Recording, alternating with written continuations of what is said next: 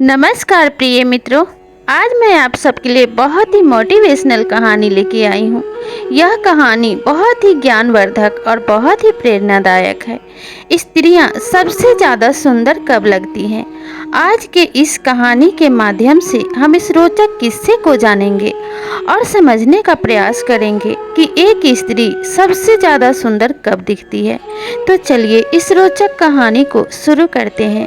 इस कहानी को शुरू करने से पहले आप सभी प्रिय दर्शकों से अनुरोध है कि अगर इस चैनल पे नए हैं तो चैनल को सब्सक्राइब कर लीजिए और साथ ही बेल आइकन को भी प्रेस कर लीजिए ताकि ऐसी ही ज्ञानवर्धक और प्रेरणादायक कहानियाँ आपको समय समय पे और सबसे पहले प्राप्त होती रहे। तो चलिए इस प्रेरणादायक कहानी को शुरू करते हैं। एक नगर में एक किसान रहता था। उसका एक पुत्र था जिसका नाम विजय था। विजय हमेशा ही सुंदरता के पीछे भागते रहता था। उसे सुंदर सुंदर फूल, सुंदर लड़कियां, सुंदर वस्तुएं अपनी तरफ बहुत आकर्षित करती थी। विजय सिर्फ सुंदरता को ही महत्व देता था। उसके नज़र में बस यही मानना था कि सुंदर लड़की ही जीवन संगिनी बनने के योग्य होती है। चाहे लड़का हो या लड़की, हर कोई अपने ख्वाब में यही सोचता है कि उसे बहुत सुंदर जीवन साथी मिले और जो उसका जीवन साथी हो एकदम राजकुमार या राजकुमारी की तरह हो। लेकिन जब इंसान ख्वाबों की दुनिया से बाहर आता है तो हकीकत कुछ और ही होती है। हम जो ख्वाब सजाए होते हैं हमेशा वो ख्वाब पूरा हो ऐसा नहीं होता। धीरे धीरे विजय की स्कूली शिक्षा पूरी हो गई और वह धीरे धीरे युवा हो गया। अब उसके पिता ने सोचा कि क्यों ना मैं अपने पुत्र का विवाह कर दूं, जिससे घर में एक बहू आ जाए और घर को संभालने के लिए भी घर में कोई हो। विजय के पिता ने अपने मन में ऐसा विचार करके रिश्तेदारों से बात करना शुरू कर दिया। विजय के विवाह के लिए अच्छे अच्छे रिश्ते आने लगे। धीरे धीरे समय बीतने लगा, लेकिन विजय को जल्दी कोई लड़की पसंद नहीं आ रही थी। एक दिन विजय के मामा उसके लिए रिश्ता लेकर आए और उसकी शादी तय हो गई। तब उसके घर वालों ने कहा कि विजय जल्दी किसी लड़की को पसंद नहीं करता, इसलिए विवाह से पूर्व पहले वह लड़की को देखेगा। अगर उसे लड़की पसंद आएगी तो ही वह विवाह करेगा। इस पर विजय के मामा ने कहा कि बेटा, तुम लड़की के तरफ से बिल्कुल निश्चिंत रहो। लड़की मेरी देखी हुई है और बहुत ही अधिक सुंदर है कि तुम बेफिक्र होकर शादी के लिए हाँ कर दो। जब विजय ने अपने मामा की ऐसी बातें सुनी तो मन में सोचने लगा, मामा मेरे अपने हैं, मुझसे झूठ नहीं बोलेंगे। अगर मामा बोल रहे हैं कि लड़की बहुत सुंदर है तो मैं बिना देखे ही शादी करने के लिए हाँ कर देता हूँ। और ऐसा विचार करके विजय ने शादी के लिए हाँ कर दी। धीरे धीरे शादी की डेट नज़दीक आने लगी और वह समय भी आ गया जिस दिन विजय को बारात लेकर जाना था। बारात की तैयारियां बड़े धूमधाम से होने लगी और सभी लोग बारात लेकर जाने को तैयार हुए। विजय बड़ा खुश था। उसे अपने मामा पे बड़ा ही भरोसा था। वह मन में सोच रहा था कि कितनी सुंदर लड़की होगी जिसकी मेरे मामा इतनी तारीफें कर रहे थे। बारात लेकर लड़की वाले के यहाँ पहुँचे। उन्होंने बारात का स्वागत बड़े ही अच्छे से किया। विजय प्रसन्नतापूर्वक जब मंडप में पहुँचा तो आभूषणों से सजी सजाई दुल्हन जब मंडप में आई तो उसका चेहरा तो घूंघट से ढका हुआ था, लेकिन उसके हाथ पैरों की उंगलियां दिखाई दे रही थी। हाथ पैर मेहंदी से सजे हुए थे और बड़े ही आकर्षक और सुंदर दिख रहे थे। जब विजय ने दुल्हन के हाथ पैरों को देखा तो मन में सोचने लगा कि जब दुल्हन के हाथ पैर इतने सुंदर हैं तो दुल्हन कितनी सुंदर होगी। और बहुत ही खुशी खुशी उसने विवाह कर लिया। विवाह पूरा हुआ तो सुबह में विदाई हुई। दुल्हन को पालकी में बैठाकर विदा कर दिया गया। विजय भी साथ साथ चल रहा था। धीरे धीरे रास्ते का आधा सफ़र खत्म हुआ तो जो पालकी के कहार थे वो पालकी को एक जगह पे रख के आराम करने लगे। विजय भी पास में ही खड़ा था। जब कहार इधर उधर चले गए तो विजय मन में सोचने लगा कि कैसे मैं अपने दुल्हन का चेहरा देखूं, और वह पालकी के पास जाने लगा। दुल्हन घूंघट उठाकर बाहर की तरफ देख रही थी। जैसे ही विजय ने दुल्हन का चेहरा देखो, मानो उसे ऐसा लगा कि किसी ने उसे लूट लिया हो। उसकी तो दुनिया ही उजड़ गई थी, क्योंकि वह दुल्हन सुंदर तो बिल्कुल ही नहीं थी। उसका नाक चपटा था, माथा चौड़ा था और गाल फूले हुए थे। रंग तो गोरा था, लेकिन उसके नैन नक्श बिल्कुल भी अच्छे नहीं थे। वह बहुत ही कुरूपा लग रही थी। इतने कुरूप स्त्री को देखकर विजय मन में विचार करने लगा कि हे भगवान, इतनी कुरूपा को मेरे लिए ही बचा कर रखा था। दुनिया में इतनी सुंदर सुंदर स्त्रियां हैं और मेरे लिए बस यही थी आपके पास। वह भगवान को कोसने लगा और अपने मामा पे बहुत ही अधिक क्रोधित हुआ और मन में विचार करने लगा कि अगर मेरे मामा इस क्षण यहाँ होते तो पता नहीं मैं उनके साथ क्या कर बैठता। लेकिन अब कर भी क्या सकता हूँ, विवाह तो हो चुका है और मुझे इसी कुरूप स्त्री के साथ अपना जीवन बिताना है। मन में यही विचार करते हुए वह अपना माथा पीटने लगा। थोड़ी देर बाद कहार आराम करने के बाद पालकी के पास आए और पालकी को उठाकर विजय के घर की तरफ जाने लगे। विजय भी साथ साथ जाने लगा। अब उसके मन में इस दुल्हन के लिए घृणा होने लगी थी। वह मन में विचार करने लगा था कि इस कुरूपा के साथ मैं अपनी पूरी जीवन कैसे बिताऊंगा, कैसे इससे बातें करूंगा, कैसे इसके साथ रहूंगा। यही सोचकर विजय ने फैसला किया कि इसे घर पे छोड़कर मैं कहीं परदेश चला जाऊंगा। कम से कम मुझे इसका मुख तो नहीं देखना पड़ेगा। और इसी सोच के साथ विजय अपने घर पे पहुंचा और अपने पिता से लड़ने लगा कि पिताजी, आपको मेरे लिए यही लड़की मिली थी, मैं इसके साथ बिल्कुल भी नहीं रहना चाहता। लेकिन जब भी वह दुल्हन को देखता तो उसे दुल्हन पे दया आने लगती थी। वह मन में सोचने लगता था कि इसमें इस लड़की का क्या दोष, इसने तो जबरदस्ती मेरे साथ विवाह नहीं किया है, मैंने अपने मर्जी से इससे विवाह किया है। लेकिन जब भी वह उसका चेहरा देखता तो उसके दया का भाव घृणा का रूप ले लेती थी और वह घर छोड़कर चला जाता और दिन भर अपने दोस्तों के साथ घूमते रहता।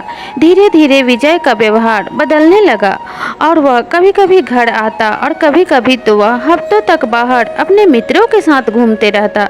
सड़क से आती जाती सुंदर युवतियों और लड़कियों को देखता और मन में विचार करता, काश कि मेरी पत्नी मर जाती तो मैं और कोई लड़की देखकर विवाह कर लेता। और इसी तरीके से वह कभी हफ्ते 10 दिन पे 1 घंटे के लिए घर आ जाया करता था। जब भी वह घर आता उसकी पत्नी दौड़कर उसके पास जाती और कहने लगती, आप तो अब घर भी नहीं आती, कैसे हैं, खाना खा लीजिए। तब विजय बड़े ही खींचे हुए स्वर में जवाब देता था कि मैं ठीक हूँ, काम धंधे की तलाश में बाहर रहना पड़ता है, इसलिए तुम मेरी फिक्र ना करो और तुम खाना खा लिया करो। ऐसा कहकर विजय तुरंत ही घर से बाहर निकलने लगता। तब उसकी पत्नी रोकते हुए कहती कि मैं जानती हूँ आप मेरे वजह से घर नहीं आते हैं, लेकिन आप चिंता मत कीजिए, मैं आप पे कोई भी दबाव नहीं बनाऊंगी। आप जिस तरीके से खुश रहना चाहते हैं आप उसी तरीके से खुश रहिए। विजय अपनी पत्नी की बातों को अनसुना करते हुए घर से बाहर निकल जाता। धीरे धीरे विजय का व्यवहार बिगड़ने लगा और वह पराई स्त्रियों से मेल जोल बढ़ाने लगा और पराई स्त्रियों के कारण उसका व्यवहार बिगड़ गया और वह धीरे धीरे उन पे अपने पैसे लुटाने लगा और अयासी में अपना सारा धन बर्बाद कर अपना सेहत भी बिगाड़ने लगा। धीरे धीरे विजय की ऐसी हालत हो गई कि उसकी शरीर की हड्डियां दिखने लगी, हाथ पैरों की नसें साफ साफ नजर आने लगी, आंखों के नीचे गड्ढे बन गए। वह एक दिन पेड़ के नीचे बड़ा ही उदास होकर बैठा था। तभी उसकी पत्नी ने खिड़की से उसे देखा और अपने पति के एक मित्र से संदेशा भिजवाया कि थोड़ा मेरे पति को बोल दो कि आपकी पत्नी बुला रही है। तब उसके पति के मित्र ने जाकर विजय से कहा कि विजय, तुम्हारी पत्नी तुम्हें बुला रही है। उस दिन विजय के मन में दया का भाव था। उसने जरा भी आनाकानी नहीं की और उठकर अपने पत्नी के पास चला आया। जब पत्नी ने उसे देखा तो कहने लगी, क्या आपकी भी तबीयत खराब है? मैं तो आपकी चिंता में बीमार पड़ गई हूँ, क्योंकि आप कभी नहीं आते, न खाना खाते हैं, न नहाने धुलने आते हैं, बस ऐसे ही घूमते रहते हैं। लेकिन आपको क्या हुआ? आपकी तो मुझसे भी ज़्यादा दुर्दशा हो गई है और आप बहुत अधिक कमज़ोर हो गए हैं। क्या बात है? क्या आपको कोई बीमारी है? तब विजय अपने पत्नी का हाथ पकड़कर पास ही पड़े चारपाई पर बैठ गया और कहने लगा, मैं ज़्यादा दिनों का मेहमान नहीं हूँ। मुझे कोई गंभीर बीमारी हो गई है, डॉक्टर का भी यही कहना है। इसलिए मैंने जो तुम्हारे साथ किया है उसके लिए मुझे माफ़ कर देना। और विजय मूर्छित होकर गिर पड़ा। विजय की पत्नी जोर जोर से रोने लगी और उसने तुरंत ही डॉक्टर को बुलाया। विजय की पत्नी विजय के मुंह पे पानी के छींटे मारने लगी, लेकिन इसका कोई असर नहीं हुआ। विजय के हाथ पैर टेढ़े हो चुके थे, उसका मुंह भी टेढ़ा हो गया था। जब डॉक्टर आया तो उसने चेकअप करके बताया कि विजय को लकवा मार गया है। अब उसकी पत्नी बहुत ही जोर जोर से रोने लगी और विलाप करने लगी और भगवान से प्रार्थना करने लगी, हे भगवान, हे माता रानी, मेरे पति को स्वस्थ कर दो। मैं आपका भजन करवाऊंगी, आपको चुंदरी चढ़ाऊंगी। धीरे धीरे विजय का इलाज होने लगा और विजय ठीक हो गया। उसका मुंह तो टेढ़ा था, लेकिन उसके हाथ पैर काम करने लगे थे और वह घूमने फिरने लगा था। अपने पति की सुधरती हालत को देखकर विजय की पत्नी बहुत खुश हुई और उसने एक दिन माता रानी की पूजा की व्यवस्था की और पंडित को बुलाया, आस पड़ोसियों को भी बुलाया और कहा, मेरे घर हवन और पूजा है, आप सभी आना। सभी लोग उसके घर आए। विजय के दोस्त भी आए। विजय अपने दोस्तों के साथ बैठकर बातें कर रहा था और विजय की पत्नी पूजा की तैयारी कर रही थी, थाली में फूल सजा रही थी। उसके घर बहुत सुंदर सुंदर स्त्रियां आई थी, लेकिन विजय की नज़र किसी पे भी नहीं टिकती थी। उसे तो अब सबसे सुंदर उसकी पत्नी ही दिखाई दे रही थी, क्योंकि अब विजय को ऊपरी सुंदरता से कोई मतलब नहीं था। अब विजय को अपनी पत्नी की आंतरिक सुंदरता नजर आ गई थी, क्योंकि उसका आत्मा बहुत ही सुंदर था, जिसने अपने पति को इतने कमियों के साथ स्वीकार किया था और उसकी सारी गलतियों को माफ़ कर दिया था। विजय के मित्रों ने विजय से कहा कि विजय, देख तो तुम्हारे घर कितनी सुंदर सुंदर स्त्रियां आई हैं, तुमको इसमें से सबसे सुंदर स्त्री कौन सी लगी? तब विजय ने कहा, वह स्त्री जो थाली में फूल सजा रही है। तब विजय के मित्र ने कहा, वह तो तुम्हारी पत्नी है, लगता है चेहरे के साथ साथ तुम्हारी आंखें भी खराब हो गई हैं, इसीलिए तो इतनी कुरूप स्त्री को तुम सुंदर बता रहे हो। तब विजय ने कहा, वह तो मेरे मन का वहम था, जो मैं अपने पत्नी का तिरस्कार करके दूसरों के पास जाता था, क्योंकि संसार में अपनी पत्नी चाहे जितनी ही कुरूप हो, उससे ज़्यादा तुम्हारा ख्याल कोई और नहीं रख सकता, और जो तुम्हें मन से स्वीकार करे, तुम्हारा ध्यान रखे, सुख दुख में तुम्हारा साथ दे, उससे ज़्यादा सुंदर कोई और नहीं हो सकता। तुम लोगों के लिए उसकी ऊपरी सुंदरता मायने रखती है, लेकिन मुझे उसका सुंदर आत्मा नजर आ गया है, जो साफ दिल, परोपकारी और उसका आत्मा सुंदर हो, वही सबसे सुंदर स्त्री है और वही पत्नी कहलाने योग्य है। इसीलिए एक स्त्री सबसे ज़्यादा तभी सुंदर होती है जो तन मन से अपने पति की सेवा करती है, अपने पति के लिए श्रृंगार करती है और बस उसके भले के बारे में सोचती है। वही स्त्री इस संसार में उसके पति के लिए सबसे अधिक सुंदर है। जो स्त्री चाहे जितनी भी सुंदर हो, अगर उसे अपने पति के हानि लाभ से कोई मतलब नहीं है, उसे अपने पति के मान सम्मान का ख्याल नहीं है, तो उसके सुंदर होने का कोई मोल नहीं, क्योंकि उसके कारण उसके पति को सदा ही अपमानित होना पड़ता है। इसीलिए आप वैसी स्त्रियों का ही सम्मान करें जो आपकी पत्नी है और भले ही अधिक सुंदर नहीं है, लेकिन आपसे प्रेम करती है, आपके सुख दुख में अपना सुख दुख समझती है, आपके भले के बारे में सोचती है और आपके खुशियों के लिए अपने खुशियों को निछावर कर देती है। उससे अधिक सुंदर इस संसार में कोई और नहीं हो सकता। तो प्रिय दर्शकों, आपको यह कहानी कैसी लगी हमें कमेंट करके ज़रूर बताइएगा, और अगर ये कहानी अच्छी लगी हो तो लाइक, शेयर और सब्सक्राइब ज़रूर कीजिएगा।